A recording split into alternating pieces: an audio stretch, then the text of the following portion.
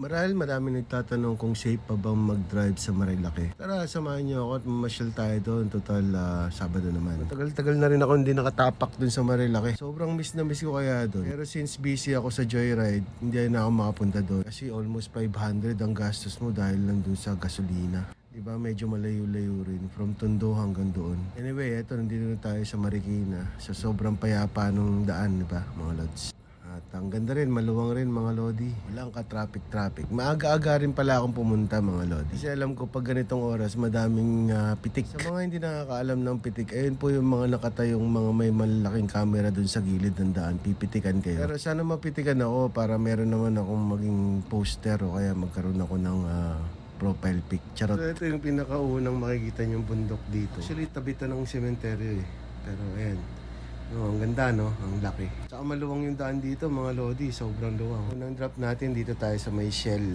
So, sa lahat ng mga rider na pumupunta ng Marilaki, dumadaan muna dito sa Shell. Pwedeng bumili ng tubig, umihi, at mag-viewing katulad nito. Tignan nyo naman, viewing pa lang yan, mga lodi. Maganda yan sa personal. O pwede kayo magdala ng jowa dito, ayan, di ba? Dito pa lang, ulam na, mga lodi. Ayan, medyo mahal nga lang yung tubig nila dito, 25 pesos yan. No? Pero okay na rin, parang summit water. So, from Shell hanggang sa taas, kaya namin takbuhin mga 15 to 20 minutes. Depende yan kung makakapag-overtake kami. Ayan, since na matagal na akong hindi po gumagawi dito, chill ride lang, hindi kami pwedeng mag-overtake. So, pinabayaan ko lang yung van na mauna sa akin. At eto, yung nagpitik sa akin dito, gusto kong makita o makilala. Like, i-roll over natin. So, lodi, kung sino ka man, baka naman, pero may picture. So, nandito na kami sa may bandang mataas at eto na yung simula ng magandang view. Dito pa lang mga lodi, ang lilis na ng paligid. Sobrang ang ganda. Pero yun yung paningin ko, nagagandahan ako dito sa lugar na to. Hindi ko na rin nakuhanan yung big C na nadaanan namin. So, nandito na rin tayo sa may Devil's Corner. Dito yung palaging may disgrasya mga lodi, kaya mag-iingat kayo palagi dito. Maganda yung pagkakabengkong mo dito dapat mga lods. So, ito naman ang paborito ng lahat, ang manukan mga lodi. So, dyan nagtatambay ang mga riders kasi presko at saka may mga lilim. Pag umaga, puno rin to ng fog. Pag gabi, napupuno rin yan ng fog. Bakit fu? P dapat. Napupuno rin ng pag. Kakabulol-bulol na ako. Anyway, ang sabi nila may-ari daw dyan si Pacquiao. Pero isa lang masasabi ko, di ako sure. So yun, medyo nagutuman na kami. Kaya na-decide na namin kumain dito sa Kanamawis. Kamanawis pala yun. So mga nagtatanong kung bakit dito. Una sa lahat, dissenting serving, madami.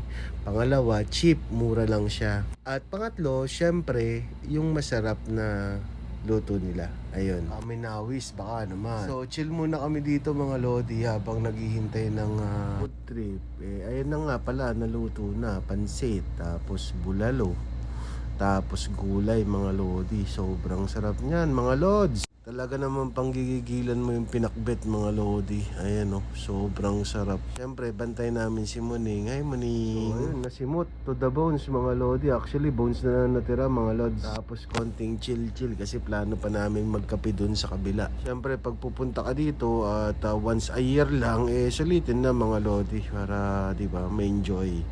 Kaya sa view, sa klima, solid na. Ayan, nag-coke pa ako. Coke zero naman yan, walang sugar. So, tara na, samahan nyo na kami. Pupunta kami sa kapihan. Normally, may kinakapihan kami ditong masarap. Pero sana may available na pwesto. At ang daming bago dito, mga loading. Ngayon lang naman ako napadpad dito. Parang mas dumami ang tao at saka mga bahay sa paligid, mga lods. Ito yung malamig na party dito, yung may mapuno. Sobrang sarap ditong dumaan. Parang nasa loob ng freezer. So, ayun na nga, lalagpasan na natin yung Martisem mga lodi. So, familiar dyan yung mga nagna-night ride. Diyan nagpapapicture sa Martisem. At nalagpasan rin yung Cafe Caterina mga lodi. So, pag Cafe Caterina, dyan yung mga vlogger. Hindi naman tayo vlogger kaya hindi tayo pupunta dyan mga lodi. Napakadaming mga gandang motor dyan. Angasan lang tayo ng mga. Kita nyo rin yan mga lodi, yung Windels. Maganda rin dyan. Dyan, masarap rin yung kape dyan at saka masarap rin kumain. So, ayun na nga, nag-decide na lang kami na dito na lang kami sa Cafe Natividad. Tagal-tagal na rin ako hindi nakakapunta dito. Actually, hindi ko matandaan kung pumasok na ako dito eh. Pero balita ako maganda daw dito, kaya eto, puntahan natin. Mura lang yung kape dito. Sana nga para sulit na sulit, di ba mga lodi? Yung lugar very aesthetic siya mga lods. Ang gandang puntahan ba? Ang sarap magpa-picture mga lodi. Saka mababait yung mga service nila, service crew. Alam mo, dyan sa likod na lang yan, oh, di ba? Ang ganda niyan pag gabi, sigurado ako. Ilaw, tapos may kubo-kubo kang ganyan, open, malamig, oh, panalo. So, ito naman pala yung mga price list nila dito. So, bahala na kayong i-screenshot yan mga lodi. Nagpalibre lang naman ako sa kasama ko dito. Ang hirap umakyat ng walang pera mga lodi. May all day breakfast rin sila dito. So, ito yung order namin mga lods. O, di ba?